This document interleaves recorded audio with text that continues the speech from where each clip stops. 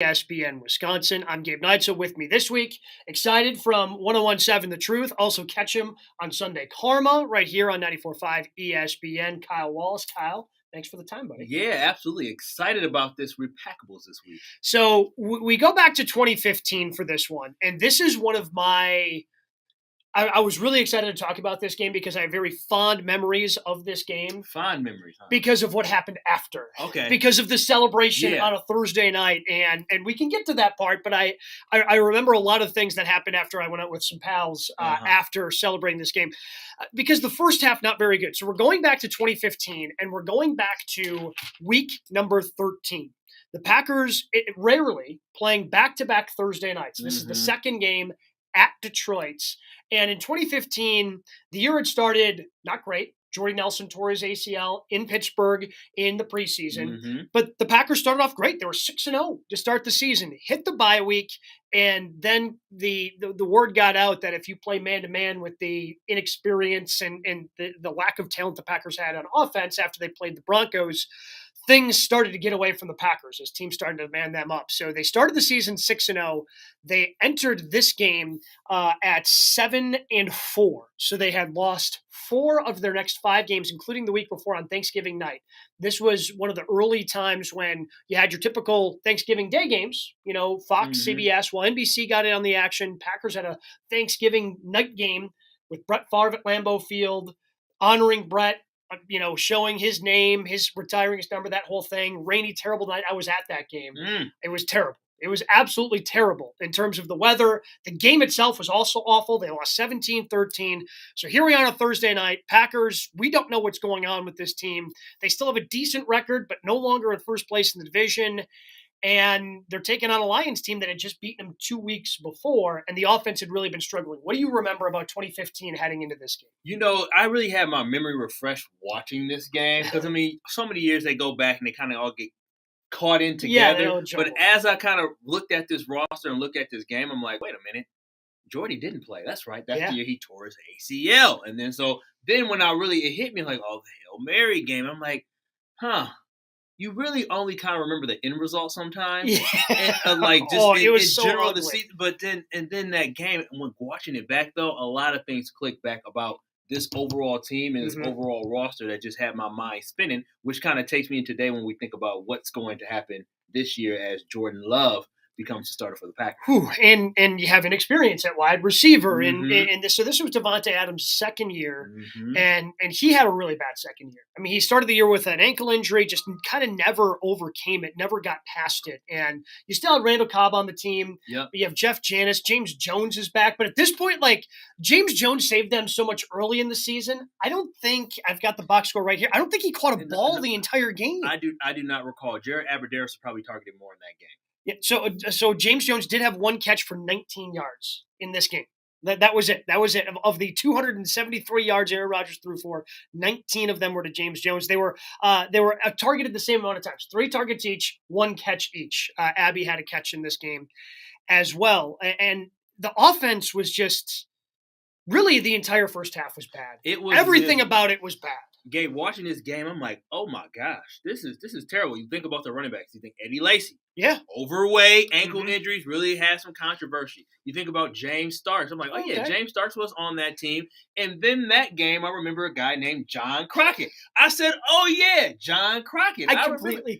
You remember John Crockett? I completely forgot about John Crockett. When I saw him come in the game, I said, oh yeah, I remember this guy. And so you just had these moments while watching this game thinking, this team, first and foremost, this team never had a chance throughout the year. No, it was a bad team.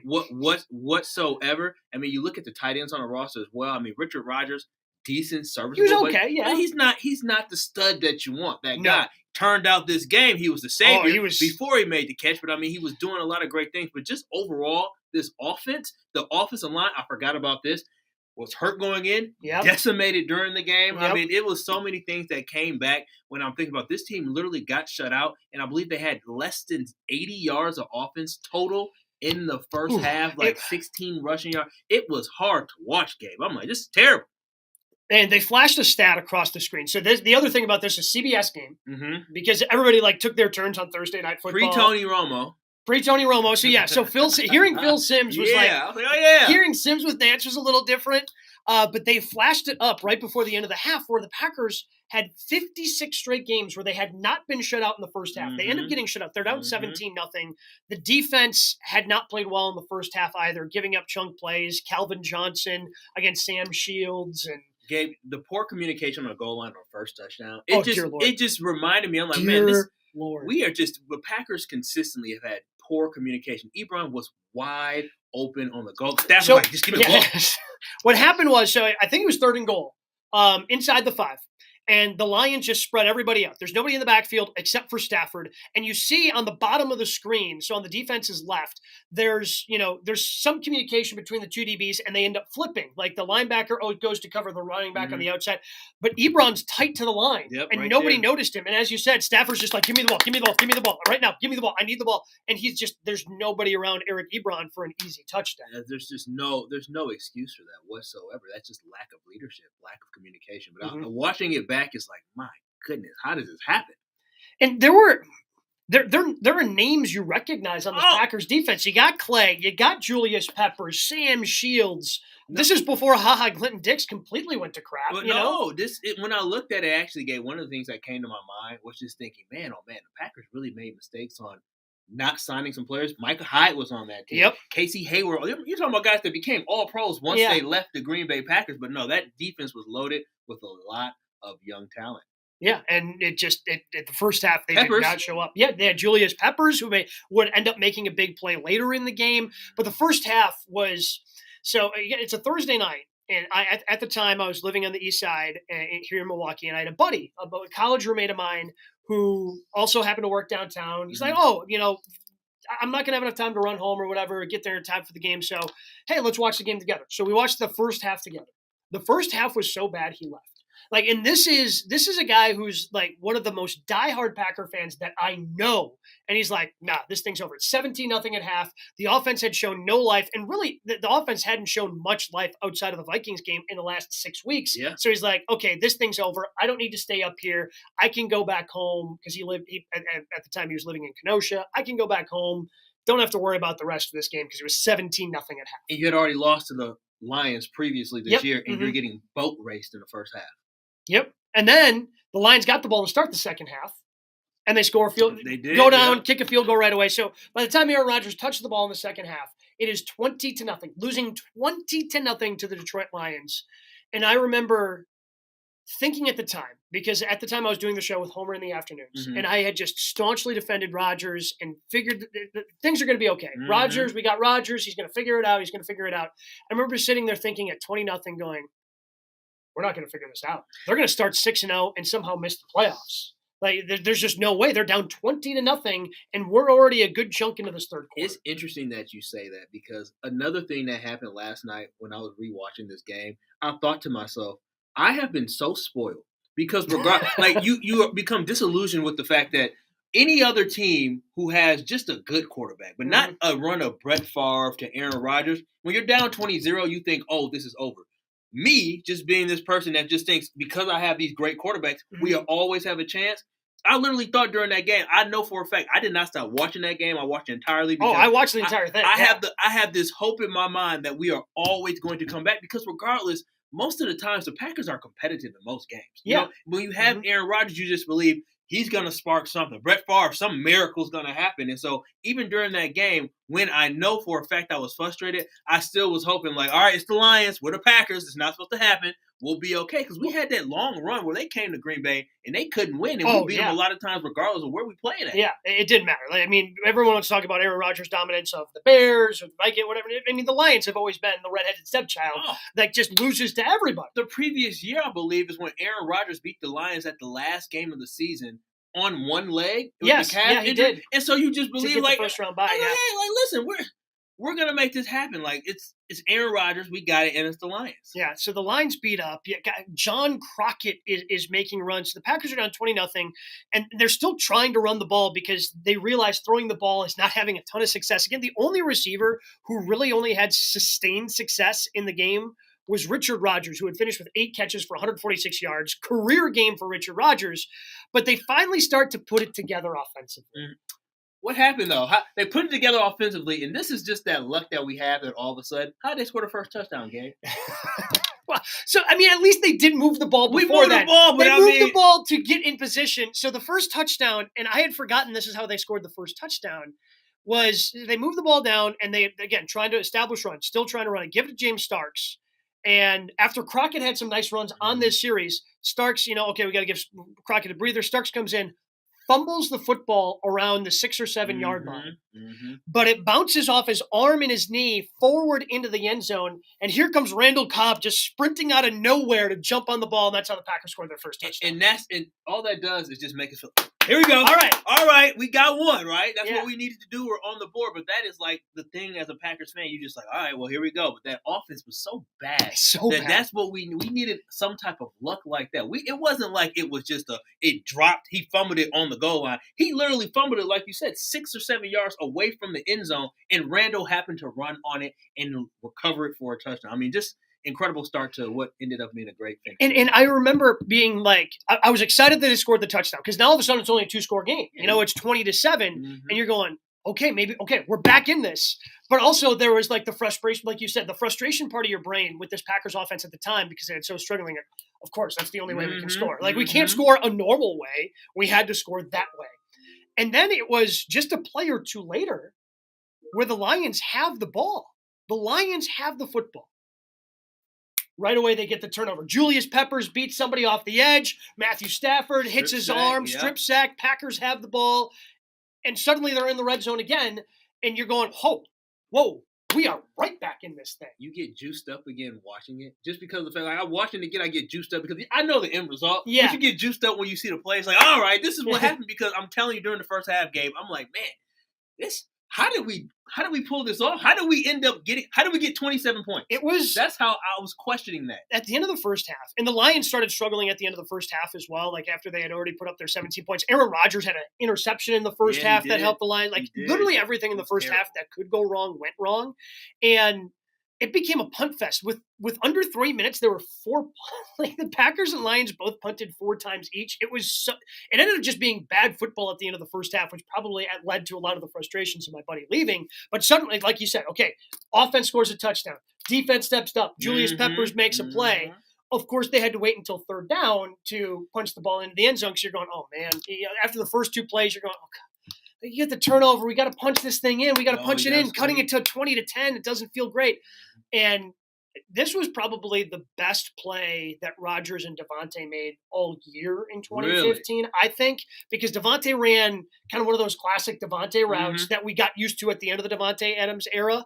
And just the little shake, beats the linebacker up the field. Rodgers just a little flip of the wrist. Devontae goes up, gets it, comes down with it. His first touchdown of the year. And what I love about this, again, watching it back is so great because you're kind of just seeing the trust that Rodgers always had. Like he never, regardless of all the jokes that a lot of us hear, and not me because I never called him Butterfingers, the jokes that people had about Adams early on because of all the drops, but Rodgers always stood behind him and trusted him. You weren't one of those people calling for Jeff Janis over Devontae Adams? Let me look in this camera. I could not stand Jeff Janis. Just what when he had that catch against the Cardinals, I was excited, but then also I was like, oh, it's Jeff Janis. Now I gotta deal with it. You gotta hear it. I felt like if Jeff Janis is a receiver on your team is not quality that needs to be. That's just what I felt. I did not like Jeff Janis whatsoever. You weren't wrong, but then he makes like this incredible catch at the end of the game. Well, yeah, he did that against Arizona, but I think you ultimately ended up. He was fast. He was really fast. He couldn't run all. He could just run straight. Yeah, he was really fast. He was very fast, and that helped him in that Arizona game. Yeah, I don't think he had 1 target in this game because he was fast in it at the end. I don't know, but they get the touchdown to Devontae as 2014, and you're going, okay, here we go, and then things started to kind of stall out again, where the defense got a stop or two. Packers got the ball back down 2014, early fourth quarter, just couldn't get anything going offensively, and it ultimately had to punt the football away. And then the Lions get it, march down, score. They had a big play, kind of on third down. And third down penalties, like Julius Peppers had an offside penalty, and third down just killed the Packers in this game, but they hold them to a field goal. So it's 23-14. Packers get the ball back with about 5 minutes left. Had to take a gamble because they're down 2 scores with about 5 minutes left. Went for a 4th and 1 on their own 30-ish yard line. So, of course, Aaron Rodgers, who's he going to? He's going to Randall Cobb. Hey, it was easy money. Cobb breaks a tackle, gets up the sideline, gets things going for the Packers. And they eventually, once again, punch the ball into the end zone with the longest run of the game, which came from Aaron Rodgers, 17-yard touchdown run for Aaron Rodgers.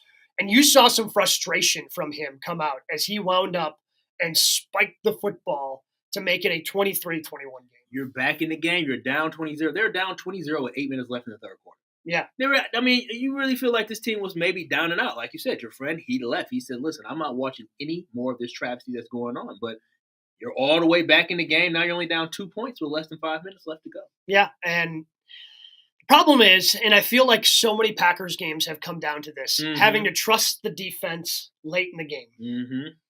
And, well, guess what? The defense didn't really help out the Packers because they had opportunities. Get a stop on first down, timeout. Get a stop on second down, timeout. All right, here we go. 3rd and long. Feeling really good about getting the ball back, getting the ball to Aaron Rodgers, even though they don't have any timeouts left. He'll be, with 2 minutes left, they'll be fine. They'll be great. And it wasn't even bad coverage. It was just a really good throw from Matthew Stafford to a guy who had not had a catch, T.J. Jones, apparently, or is only his 3rd catch all year long. He found T.J. Jones over the middle of the field, who made a diving great catch just past Quentin Rollins' outstretched hand to pick up a first down. Again, flashbacks always. This just made me remember 3rd downs have just been 3rd and 4th downs late in games have been just something that, as a Packers fan, I don't know. I'm not a sports fan for the Saints or the Cowboys or the Commanders now. So I don't know what their teams go through on 3rd and 4th down. But my entire life, 3rd and 4th down have just been played late in games. Like the crucial ones. Like the crucial 3rd and 4th down. Yeah, I mean, even regular season last year, you think about the game against the Commanders, I believe they got Terry McLaurin got a really good catch late in the game. And then you go back in the playoffs, the last time the Packers in the playoffs, you think about the 49ers as well, where Deebo Samuel 3rd and 8. Yeah, you think about 4th and 26. Now, seeing this random 3rd and 12 that they got, it's just like, my goodness, we've been giving up big plays on 3rd down my entire life. Very frustrating. So the Packers don't have any timeouts. The Lions did have to run a play on luckily, there was enough time before the 2-minute warning. Otherwise, this game would have been over. If they could have run it down to the 2-minute warning, they could have taken 3 knees and run it out. But they had to run one play on, the plus side of the 2-minute warning. And they just run 3 run plays. Packers stuff them to force a punt. But they don't get the ball back. They only have 30 seconds left. They're down 2 points around the 20-yard line.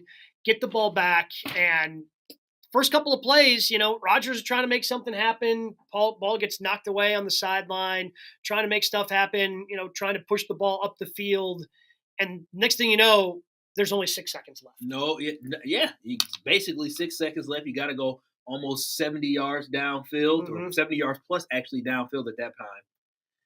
You don't know what's going to happen because, Rodgers probably could have tried to launch at 70 yards, but probably would have come up a little bit short. So it went the trickery route. Yeah, which it never works. Never works. Like I can't remember the last time I saw lateral and lateral. Like usually it ends the way it did for the Patriots this year when Jones from the Raiders grabbed it and then just stiff armed Mac Jones on his way to the end zone as the Raiders ended up winning that game against the Patriots.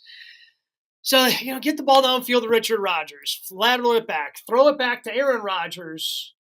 Rodgers gets tackled, game's over, except he didn't really get face masked. Oh, he got hit on the face, but it was contact to the face mask. It might not have been a personal foul, but he definitely had contact. It may have gotten lucky. His helmet. However, I don't know how his helmet ended up. I don't know how his helmet. I don't know how his helmet. Got like his that. Chin strap is up by his nose. Oh. It wasn't. It looked like a face mask from the TV angle. I remember getting up and going, "It's a face mask," and the flag came flying in right away. The official called it.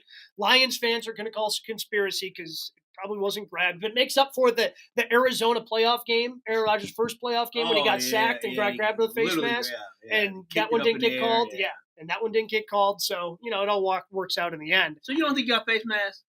He didn't graze the face mask. He grazed it, but that's not a penalty anymore. You got to grab and turn it. That's what the penalty is now. Well, the rest made the decision. Yeah, no, hey, look, I'm not complaining about it. I'm just saying may have gotten a little lucky with it. And so now you're still in the same spot because at that point, before this throw happened, I thought Aaron Rodgers could get the ball there. But I just assume that unless you're around, the 40 or 50-yard line, you're probably not trying a Hail Mary. You're just going to, you're going to dump it off and try to do the trickeration thing again. But who knows? Maybe something works out. And the Lions decide to rush 3.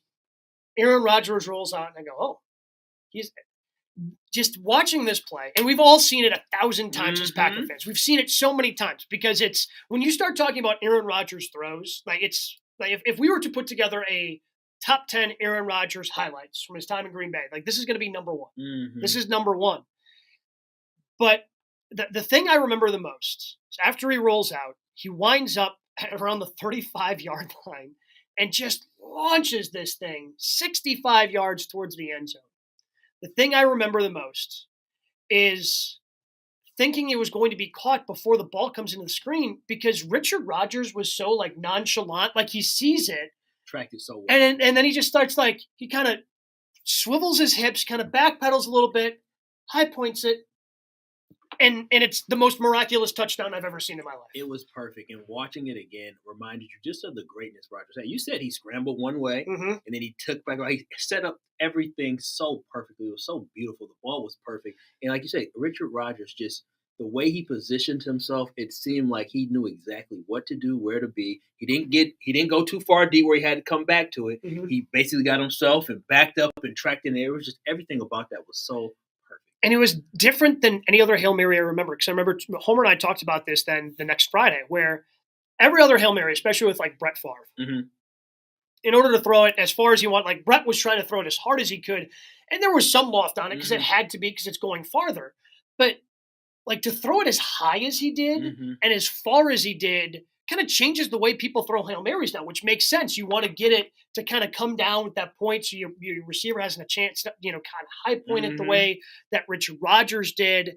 And it changed the way, to me, that Hail Marys are kind of thought of and thrown, especially with the Josh Allens, the Patrick Mahomes, all these all these quarterbacks who have as strong of arms as Rodgers does. It kind of changed the way Hail Marys operate. It was just absolutely beautiful to watch and rewatch over and celebrate again. Just seeing it. It just the special talent that Aaron Rodgers has is something that I don't. If we ever find somebody somewhat close to being in the atmosphere or universe of his talent, we are just going to be so lucky as Packer fans because. Granted, right now we're going through a messy divorce. That even though the divorce is over, it's still a little bit messy. That guy, you cannot deny the talent that he had. No. He still has, if you ask me. No, and this was kind of the beginning of the end, and I know in 2016 they ended up going to another NFC Championship game, but this was, to me, kind of the beginning of the end of the Mike McCarthy era. So I've been fortunate, Kyle, watching back some old Mike McCarthy games through this Repackable series, watching back Cowboys, Packers from 2007 when Rodgers first got the extended time. I did that with Jason and with Vince Vetrano talking about the last game of the 2010 season against the Bears where they had to win in order to get in. All the crazy stuff had already happened. They just had to beat the Bears to get in, and it was an ugly football game, but they won 10-3. And early Mike McCarthy, I think, again, it's easy for Packers fans now to remember the ugliness of the end of the McCarthy era, but early McCarthy, he's just mixing formations. He's mixing personnel. He's going 5 wide. Then he's got 2 tight ends or 2 fullbacks, and he's just constantly changing up his personnel. And you can kind of see the progression of how it got stale.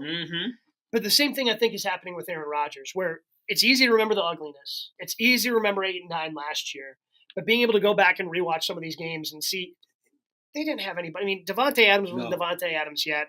Randall was kind of beaten up and going through some injuries. James Jones was in his last year of the NFL, and they're trying to put together a team that eventually did go to the playoffs and win a playoff game. Yeah, they did. I remember.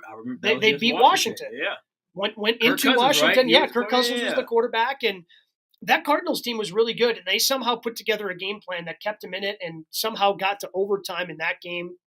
The famous part about that is they wish.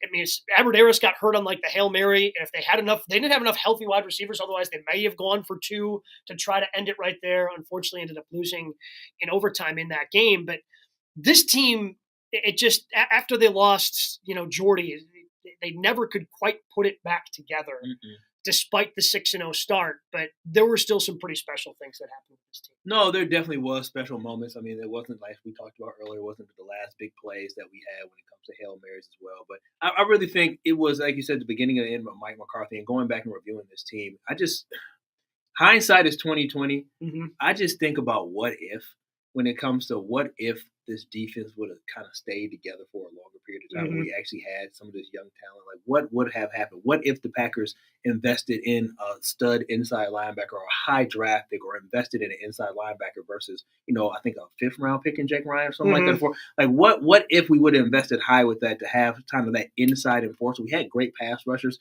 Just felt like we never had a commander inside when it came to inside linebacker. Just so many little things where I realized why Rodgers is so upset is because it just seems as we never really went all in when he was in his prime to give him everything he potentially needed in order to be successful. And it just wasn't always there when we needed. It just wasn't perfect timing. Well, when you talk about the kind of what ifs, like the one I think about a lot is Micah Hyde, because the Packers played him out of position. They played him as a cornerback, and he was fine. He was solid. He had a sack in that game. Yeah. Like, and the thing with Micah is he was, and still is, I think, with the Buffalo Bills, he's just a unique piece. But you needed to put him at safety. Yeah. And they had Burnett and Ha at that time. But, even when he became a free agent, just having the thinking of, hey, what if we moved him to safety? The way that Buffalo did, because he became he's an all-pro performer with the Buffalo Bills. So then you wouldn't have had to, spend a first-round pick on somebody like Darnell Savage. And maybe that first-round pick becomes one of those offensive weapons that Aaron Rodgers would have wanted to have. And that's the kind of what ifs that I think about, the Casey Haywards. Yeah. And the cornerback position has seemed to work out, with the drafting of Jair and whatnot. But, man, it seems like the Packers have been chasing a great safety since Nick Collins got hurt in 2011. Like, safety is the tight end position of the defense, where the Packers have been chasing, and so it's been a little bit less time because they've been chasing somebody ever since Jermichael Finley. And his time was so incredibly short. It sure was. So they've been trying to find somebody since then. Where at safety, they've been trying to find somebody since Nick Collins. So you would think that maybe they would have had an opportunity to get there, just do something different. If Micah Hyde, if they would have had the foresight to go, hey, maybe you're not a corner. Maybe you're a safety. No. Because because he's just always had a knack for the ball and creating those turnovers and being in the right place at the right time. He has. And again, we're outside. We're fans. Yeah. We evaluate it, but we're fans. We're not on the inside. So imagine the way we feel, but being somebody who's been with the franchise for so long and has to see that, hey, this guy is talented, but see so much talent in Corey Linsley walk away. See Micah Hyde walk away, Casey Hayward. I mean, you just see all these guys who go on to become solid contributors other places. Heck, I'll take J.C. Treader as well. I mean, you have all these guys that end up going other places and they flourish, where that you drafted them, you evaluated them, but you were too cheap to keep them. Yeah. It was a lot of fun watching back on this game, and it just kind of reminds you that even Aaron Rodgers had his struggles. Oh, yeah, that was a great reminder, Gabe. Even Aaron Rodgers had his struggles. So I don't know if it necessarily made me feel great about Jordan Love coming forward, just because, and not to say, like, the one thing I know, I don't know if Jordan's going to be good. I don't know if he's going to be bad. I don't know if he's going to be somewhere in between. The one thing I do know is he's going to have his struggles, because everyone does. And so, again, a great reminder is we need to have grace for a lot of this roster this year, and the talent that we have is, like you just said, Jordan Love is going to struggle. He's going to have bumps in the roads because Hall of Fame quarterbacks have bumps in the road. So a guy like Jordan Love's going to have that bump. But then also when you have these young receivers, we talked about Devontae. We talked about how people ridicule Devontae. You look at his first season and his first 2 seasons, they were good. They were okay. And you look at Romeo Doubs' first season, it was equivalent to Adams' first season. He's not Devontae Adams, but he's going to be a guy we got to give some time.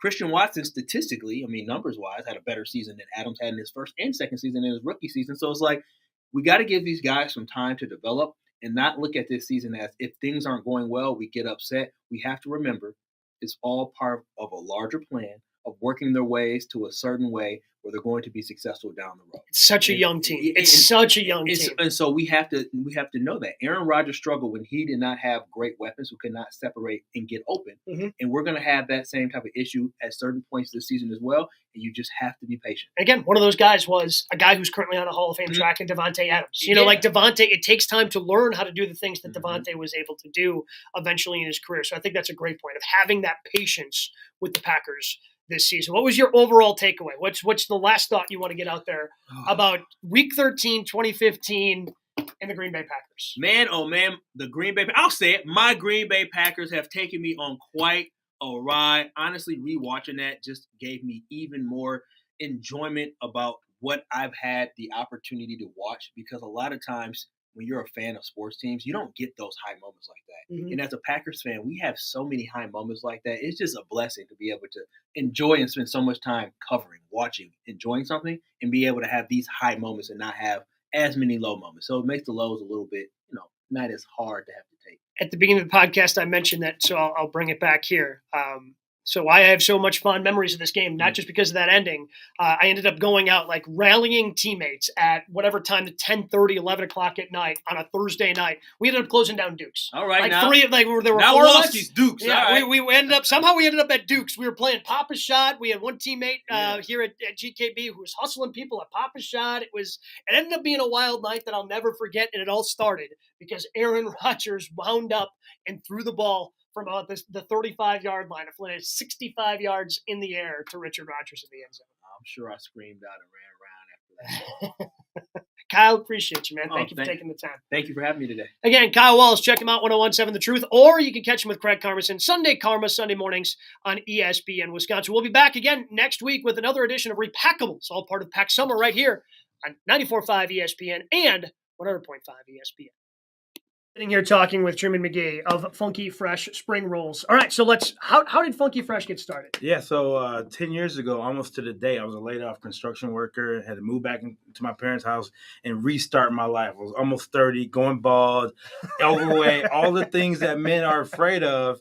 And I said, I need to do something with my life. So I started literally making healthier meals out of my parents' kitchen. From there, like, my father was a Vietnam vet, like, man's man. He loved these sweet potato and black bean spring rolls. And I thought, like, my dad loved it, anybody loved it. So we started getting to farmers markets, festivals. We opened our first location in the Sherman Phoenix in 2018.